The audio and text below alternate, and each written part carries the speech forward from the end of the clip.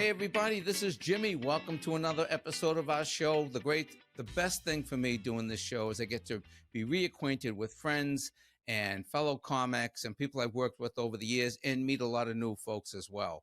Well, today we're being reacquainted with my buddy Paula Poundstone.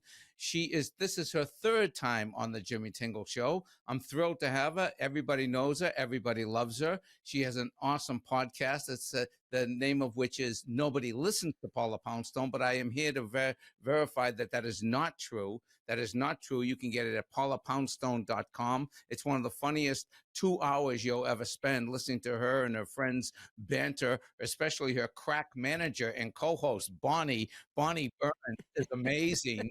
And Bonnie has her own segment about how to do management. I have to listen to that one, Paula. But first of all, please welcome Paula Poundstone to the show. Hey, Paula. Hey, Tingle. How are you? I'm great. Great to see you again. Thanks again for making time for us. Nice to see you. You know, I wanted to tell you, Yeah. Okay, all right. So listeners, during the stay-at-home order, Jimmy Tingle kindly invited me to do some, Zoom, online shows with him. We were all scrambling to figure out what to do. And we did them with Barney Frank. And Barney, being an older gentleman, I think is part of the reason. I mean, his husband would do the tech stuff for him. And, most people are familiar with stuff like Zoom now as a result of the stay-at-home order. But keep in mind, none of us had any idea how to do that back then. And Barney did not make himself responsible for knowing how to do stuff like that. He just passed it off to his husband. And what room was he sitting in? Was it his office, I think? I think it was a hallway. I think it was at the hall into his office. Okay, and I don't know if you all remember, this is something that comics know a lot about now, which is struggling with your background. Yeah. Right? But again, Barney didn't struggle with his background. No. Barney didn't care at all about his background. And he also did that thing where, and again, a lot of people still do this, which is they still don't make the camera level with their head. And so you were just looking up Barney Frank's nose while he was recording. And finally, Tingle said to him one day after we finished taping, he said, Barney, you got to get rid of that suitcase behind your head. So I want you to know that I can't remember when that was. Last summer, maybe? No, it was 2020, I think. Well, no. Maybe last summer. I was working in Maine, and Barney came to see me, and I hung out with him for a little while after the show, and he said, I want you to know I moved the suitcase. He was very proud of himself. Excellent. Yeah. Those were fun shows, Paula. One thing about being on, the pandemic, the only bright side of it was we got to do a lot of shows, get reacquainted with a lot of people. And you and I and Barney did a bunch of fundraisers in 2020.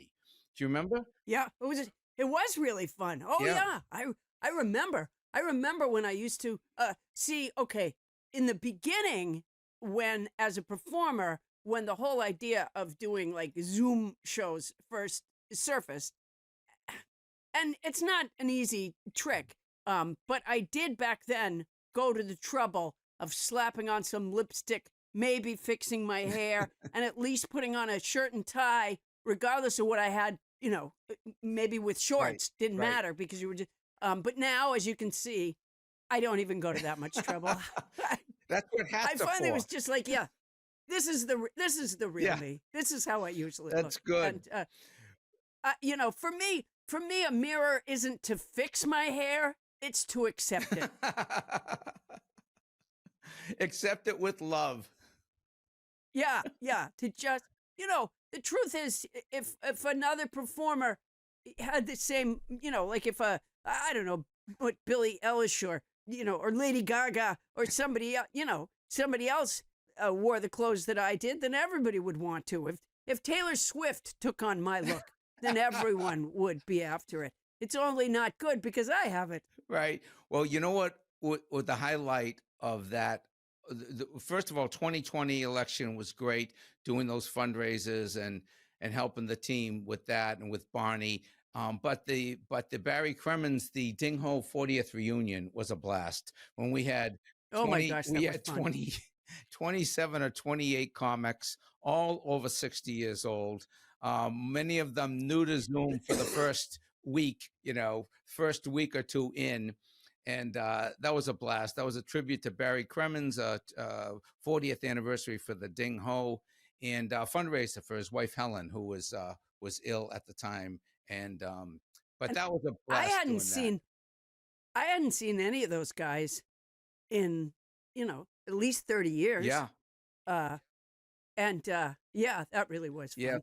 Um, With Lenny Clark. I'm not usually okay. I like when you do a show like a Zoom show or something, and they go like, "Oh, and we'll have the chat open for the audience." I always say to people, "Well, why would you do that?" Because what that means is they're no longer listening to the show because they're busy typing. That's just a stupid idea. Yeah.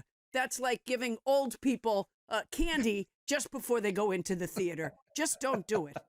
But I have to confess that because there were so many of us, I did take to the chat at a certain point that night, and I was delighting myself mostly with a running commentary on the whole Well, I event. saw some of the commentary, and they were dragging me over the coals, Paula. Can you believe it? They were dragging young Jim Tingle over the coals.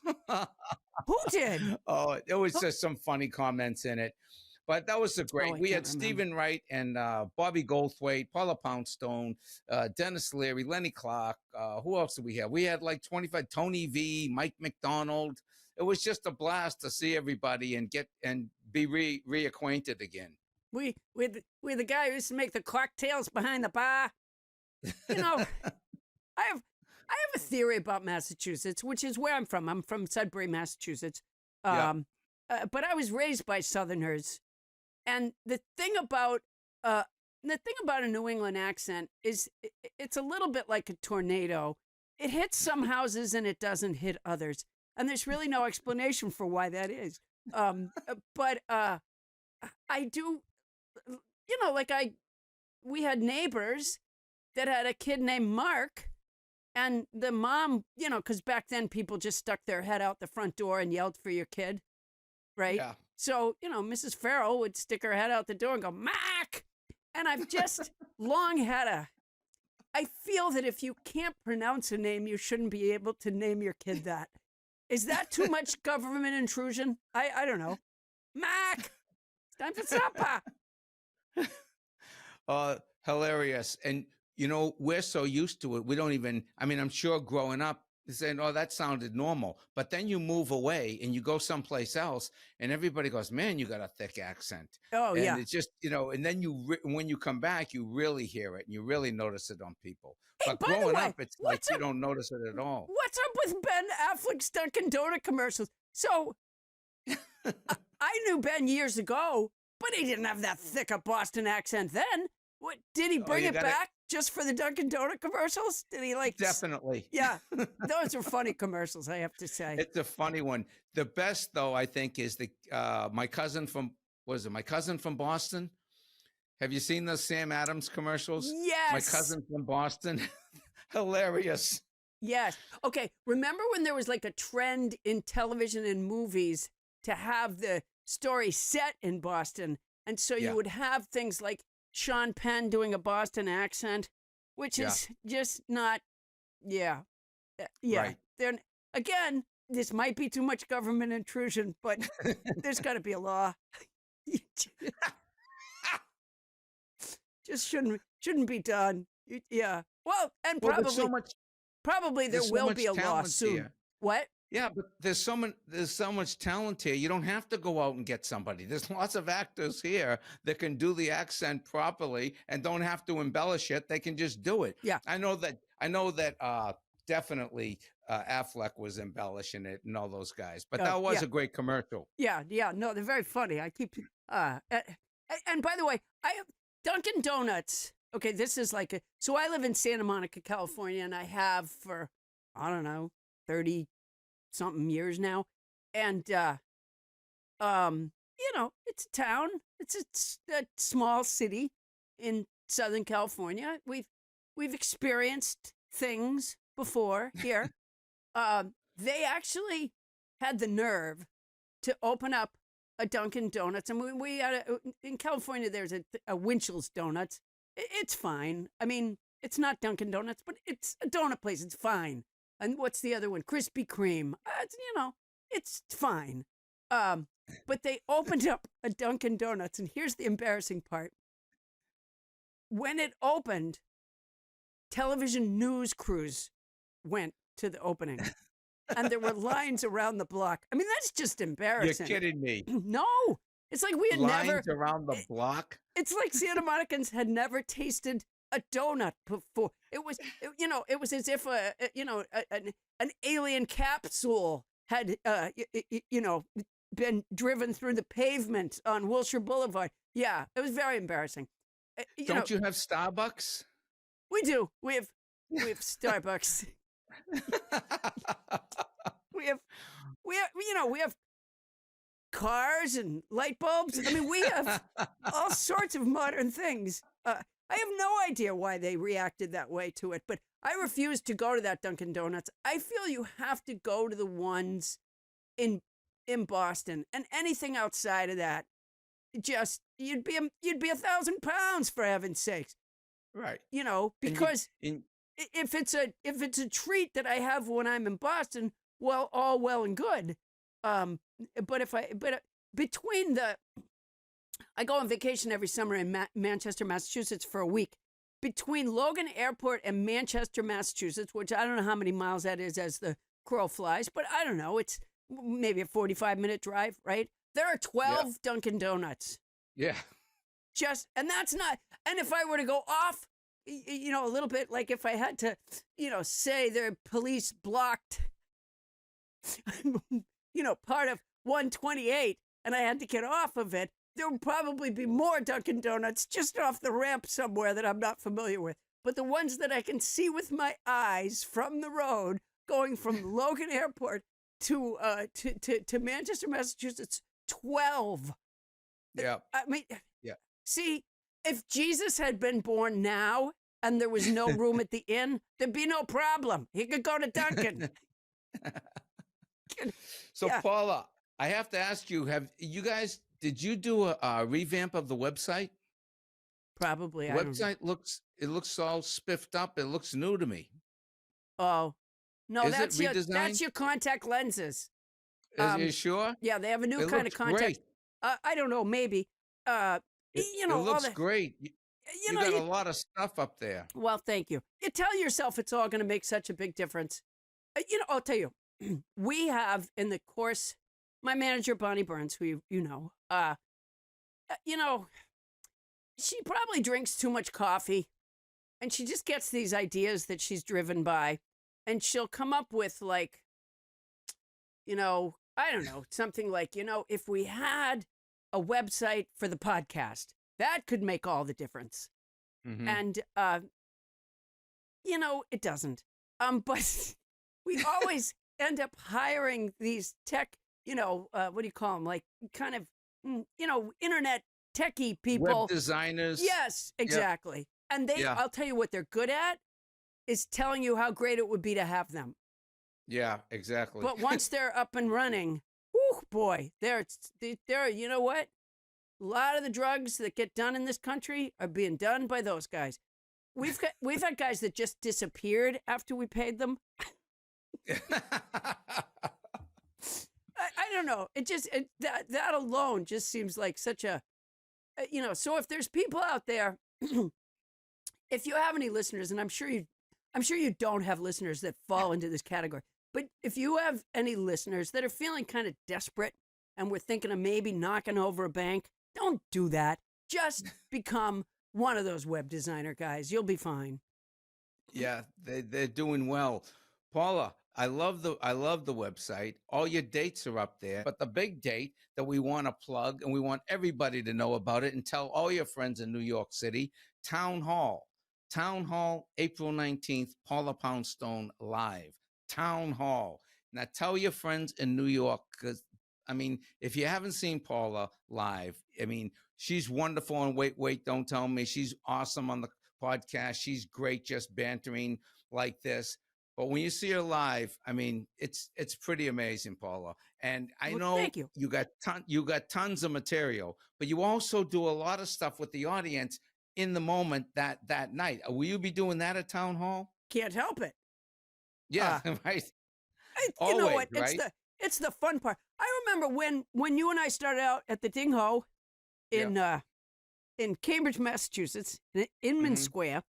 You know, the especially on like an open mic night, you know, you used to. I started in '79. In fact, they hadn't even started having open mic nights yet in '79. Right. They had a handful of comics that were the comics, and if you had the way the Boston shows ran was different than the rest of the country. The way they ran the shows in the rest of the country was there was an MC, and that was the lowest guy on the totem pole, and there was a middle act who did maybe 30 minutes, and then there was a headliner that did like 45, and so the headliner's name was in more impressive sized chalk letters on the sandwich board. Bigger magic marker letters. Yes, right. Exactly. Was in the block font. But in Boston, when they started out, when the two guys who started the Comedy Connection there, they did, I guess, an advertisement in the paper to get, people to come and say that they were comics.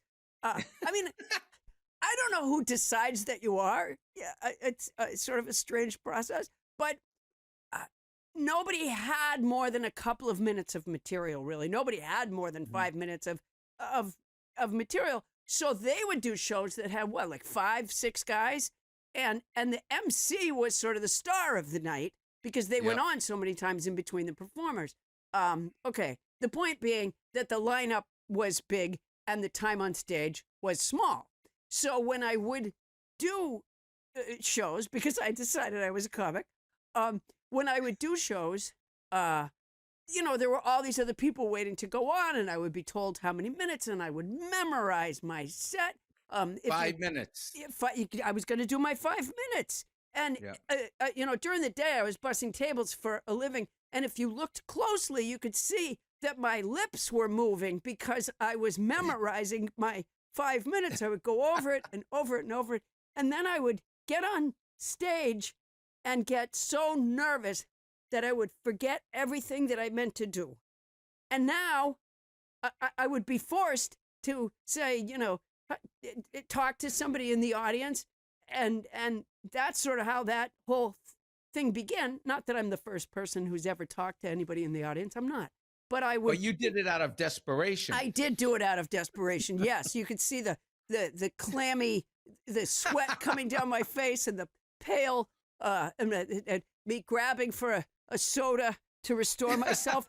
And at first I felt like this was a really bad thing to do. Like, this was some mark.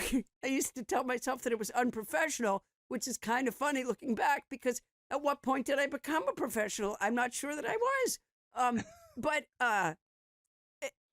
at some point when I was reflecting on how things were going over time, and this happened over and over again.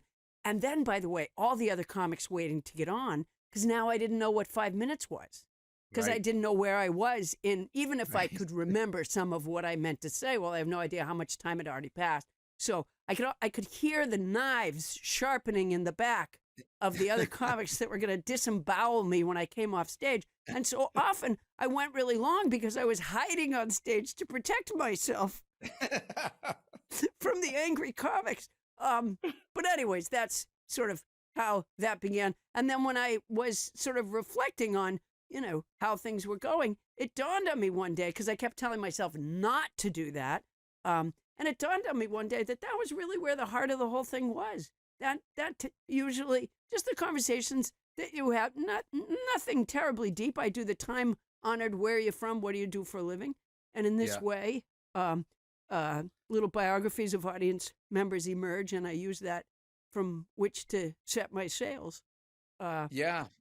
So And Paula, you develop a lot of material that way, talking to them off the top of your head, right?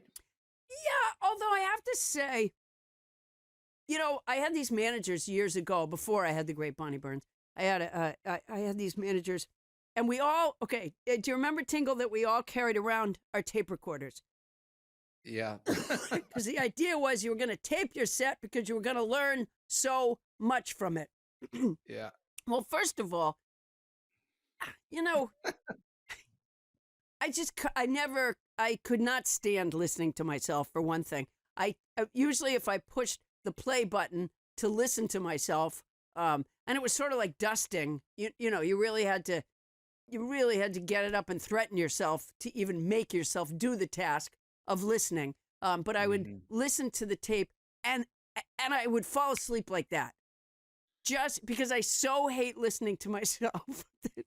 Like all the wiring in my brain would just shut off. Every time I tried, I would fall asleep again. I'm like, okay, this is not so productive. Most people can't stand it. But the idea was that you were going to learn your mistakes, and you were going to discover like the stuff that you said, in an impromptu fashion. You'd write it down and then you'd repeat it some other time. That's never worked for me.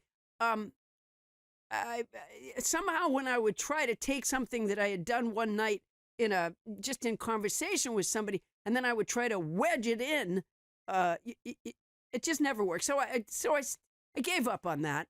Instead, I just have confidence that if I talk to anybody for a few minutes, and first of all, you find out they're mad as a hatter, and second of all, stuff just flows. It's just a matter of keeping the system running more than clogging it up by trying to remember. And in terms of learning by noticing what I do wrong, guess what? I'm real familiar with what I do wrong. I don't really need a tutorial in how badly I suck. I'm good with that. What about? Okay, did you used to carry the tape recorder around? I did, but I never listened to it either. I just went by memory of like what worked, and if something really worked well, I always remembered it. And I didn't do a lot of ad lib, and I didn't do a lot of talking to the audience. So I kind of always try to create sets. I did practice all the time, and I tried to create the sets, and I would listen to it, but not religiously. Like right now, most of the younger comics I see, they're all taping this, they got on their phones. I think it's very helpful. I mean, personally, I know it's helpful to weed out words, especially when you're trying to get a 5-minute bit, for TV or something, to weed out extra words and things. And it is helpful, but I just didn't do it in the formative years.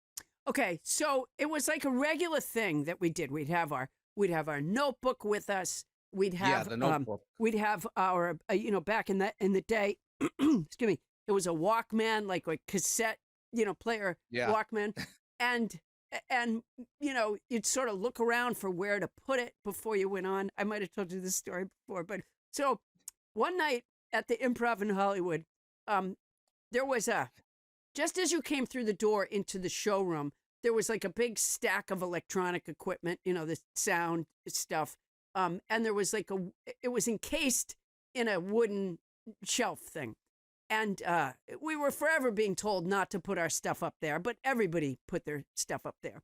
And so Jimmy Brogan and I were standing, and we were also always being told not to stand just inside the doorway because it blocked people. But we were standing just inside the doorway, and we were watching a comic on stage. And I like to think that I'm not always like this, but on that particular night, I guess I was a little critical of the performer on stage. I forget. I don't remember who it was. I'm sure by now they're the executive, producer of Abbott Elementary or something. But I'm watching this guy on stage, and I felt he was a bit of a hack. And I said something to that effect, I'm sure, to my friend Jimmy Brogan. And Jimmy Brogan, being the nicest guy in the world, by the way, would never say anything bad about anybody. I always felt like the Wicked Witch when I stood near Jimmy Brogan because the contrast was so severe. But I think I said like, oh, it's kind of generic what that guy's doing, or that guy's kind of a hack, or whatever I said. And Brogan notices that this guy's tape recorder is on top of the equipment that we're leaning right over. Yeah. And you can see the red button on that says it's recording. And now I'm like, oh, shit, totally busted, right? Because I would never tell that person that I said that. And so we're trying to figure out what to do. So we pick up the tape recorder and we push stop and we rewind and push play again. Another thing that we used to really enjoy doing was taking somebody's notebook while they were on stage. Because usually all of us, we carried these notebooks and we would write, if you had an idea for something, like you might write just one or two words, to explain what it was. Like you might just write like, I don't know, like slippers or golden sneakers. Set list. Right. Just enough, like the performer knew what it meant, but nobody else knew what it meant, right? So we all delighted in opening one another's notebooks and writing down words in it so that when the guy came back and looked at his notebook, he'd be like, what the hell was that thing that I did? I often just wrote nipples. That's why there was a big flood of middle acts for years doing nipple jokes, because I kept writing that into their books. Right. So, Paula, I want to ask you, we got a couple of minutes left. You're touring all over the place. People can get the podcast at paulapoundstone.com. You just started a Patreon page, which is great. By the way, you got all kinds of videos up there, merchandise. The website looks like it's been upgraded since we talked before. You said, by the way, yeah? Well, the Patreon thing, which is a way that people can support a performer, or in our case, it's our website. We give additional content. We record longer and we do stuff for the Patreon participants or contributors, however you want to say it. But the word, Beethoven used to have patrons that, gave to the arts and supported him, and he lived in their house. And then in the evening, he would come play music for them.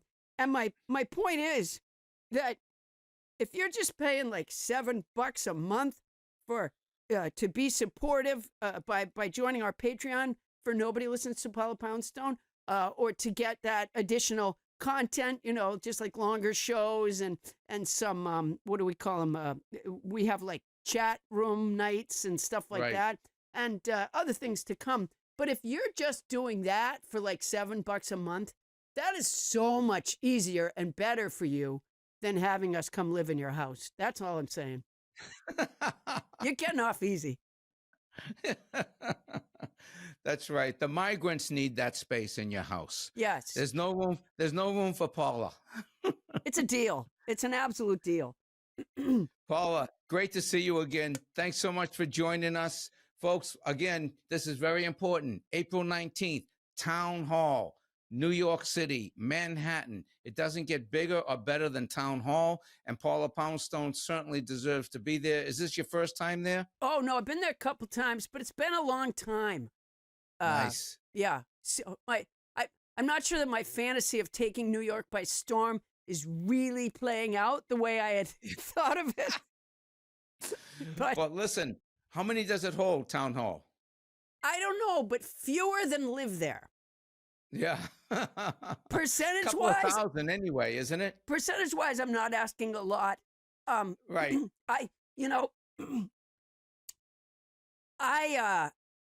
I would just like them to open up the balcony. That's all I'm asking. Right.